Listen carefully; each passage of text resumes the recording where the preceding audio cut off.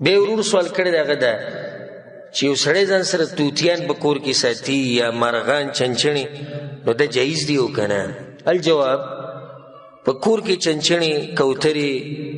او توتیان او مرغان او دا ساتل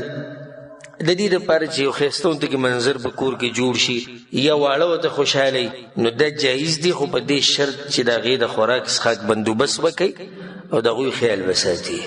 بیا صحیح ده. او دلیل په هغې باندې دا په صحیحینو کې دا حدیث دی د صحیح بخاري صحیح مسلم کې چې د انس بن مالک رضی الله عنه یو ورورو او د ورور د مور د طرف نه د پلار د طرف نه نو د مور د طرف نه او رسول صلی الله علیه وسلم ابو عمیر وی د عمیر پلار د دلیل په دې باندې چې کونیت د هغه چا دپاره استعمالولی شي چې د هغه بچي نه وي. نو د ده سره یو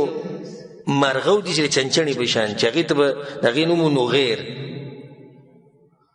نغیر دا د هغه سره و په دې باندې به هغه لوبې کولې. بیا هغه مړ شو نو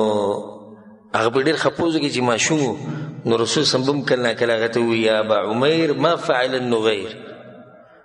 ابا عمیر وی هغه نغیر دې څه کو؟ هغه ورته یا رسول الله خو مړ شو. نو دا دلیل دی په دې باندې چې داسې قسمه مرغان کوترې توتیان دا په کور کې ساتل جایز دي، خو په شرط دی چې کله